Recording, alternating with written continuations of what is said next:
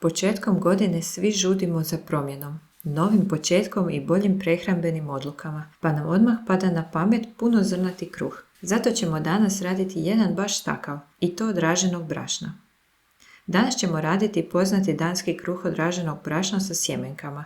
Jako ukusan i zasitan, a vjerujem da će se i vama svidjeti malo zdrave promjene nakon blagdana. Ovaj kruh se vrlo lako radi bez miksera i želim uključiti što više takvih recepata jer mislim da bi zdravi kruh trebao svima biti što dostupniji i što lakše za napraviti. A ovaj je baš takav, samo zahtijeva vrijeme i nešto malo pripreme dan prije zamjesa. Pa krenimo tako što ćemo večer prije pripremiti 3 zasebna sastojka, a to su kvas, sjemenke i zrnje. Evo ovdje mali pregled sastojaka koji će nam trebati. No ne brinite, ostavit ću mjere u opisu videa.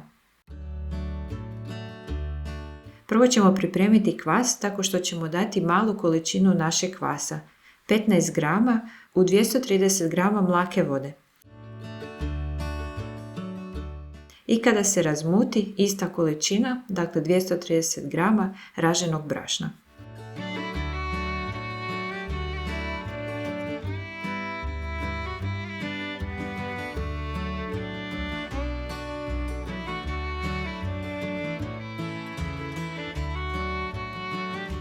I kada dobro razmiješamo, pokrijemo i ostavimo na umjereno toplom mjestu, na oko 22 stupnja. Zatim pripremimo sjemenke. 50 g lana prelijemo sa 50 g kipuće vode i pokrijemo. I zatim izvažemo još 50 g sjemenki bundeve ili suncokreta, ili ih pomiješamo u omjeru u kojem želite. Možete staviti i neke druge sjemenke, samo da nisu one koje upijaju vodu, kao recimo čija sjemenke. I na posljedku moramo pripremiti 115 g zrna raži koje ćemo pripremiti tako da u mlinu damo na najveću postavku i pustimo da mlin samo prelomi zrna. To jest Englezi kažu cracked rye, a Njemci to zovu šrot. Ne znam kako bi se zvalo kod nas, ali pretpostavljam da je to neka vrsta krupice. Ako nemate mlin, možete to malo zrna staviti u krpu i izlupati batom za meso. Ili malo pulsirati u blenderu ili multipraktiku. A ako baš nikako ne možete nabaviti zrna raži ili ne znate kako ih usitniti, jednostavno izbacite ovaj sastojak. Kruh će biti nešto malo niži i malo homogeniji, ali neće zato biti ništa lošiji. Pa nemojte da vas to odvrati od pripreme. I zatim tih 115 g raženih zrna prelijemo sa 130 g kipuće vode i pokrijemo.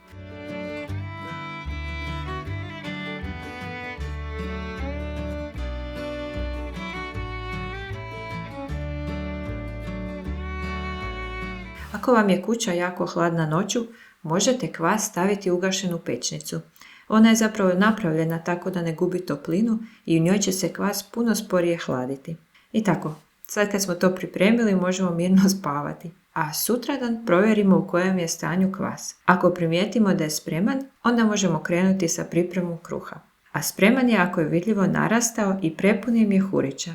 I čim ga dotakne mogu čuti kako mjehurići pucaju. I zatim provjerimo i ostale sastojke. Lan je upio svu vodu, a isto tako i zrna raže su upila svu vodu i sad su posve mekana. I zatim nastavljamo pripremu. U kvas dodajemo 350 g raženog brašna i 150 g tople vode u koju smo razmutili 12 g soli. Zatim dodajemo namočeni lan, zrna raži,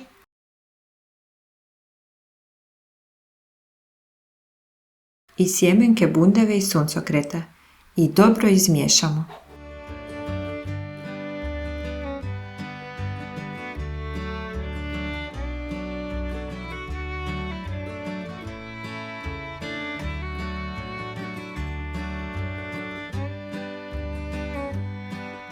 Nakon toga samo prebacimo u kalup.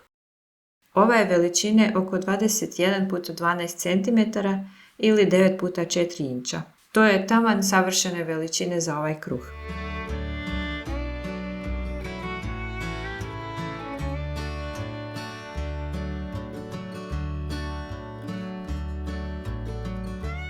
Ruku namočimo i dobro tijesto utisnemo kako nam ne bi ostale neke rupe u kruhu, pošto je tijesto dosta kruto i ne izljeva se.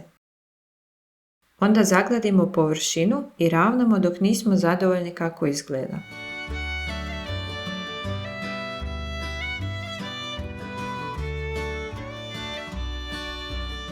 I sad, na vrh možete posipati sjemenkama ili raženim brašnom koji će ostaviti onako lijepi izgled kad se kruh digne i ispeče, onako poput raspucale zemlje.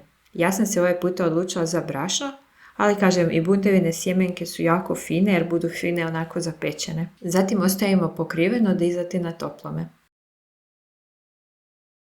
I evo, ovaj moj kruh se dignuo za otprilike 4 sata, no vi se nemojte orijentirati po vremenu, već po izgledu kruha i kada se ono dignulo gotovo do vrha poklopca ili do samog vrha kalupa, kruh dajemo peći. Zanimljivo je da se ovaj kruh neće više povećati u pečenju, već suprotno, uglavnom se još malo onako istegne. Kada smo spremni za pečenje, predgrijemo pečnicu na 210 stupnjeva i zatim damo kruh peći. Nakon pola sata smanjimo na 190 stupnjeva i pečemo još sat vremena, znači peče se sat i pol. Dosta dugo, no to je specifičnost raženih kruhova. I kada je kruh pečen, izvadimo ga iz kalupa na rešetku, neka se hladi. I sad, trebali bi ostaviti jedan puni dan da se odmara prije nego što ga načnemo, jer ako ga zarežemo prerano, unutrašnjost bi mogla biti još onako vlažna i ljepljiva kako raž već zna biti. I evo, ovo prošao je još jedan dan i ovo je nakon 24 sata.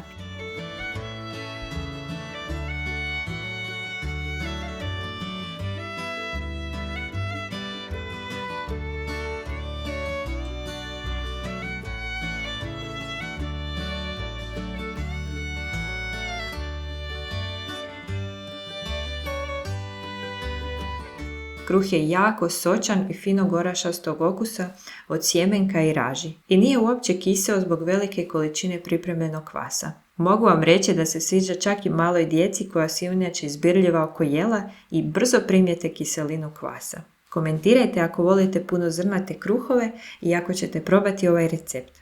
Ili ako imate ideje i prijedloge. I vidimo se u sljedećem videu.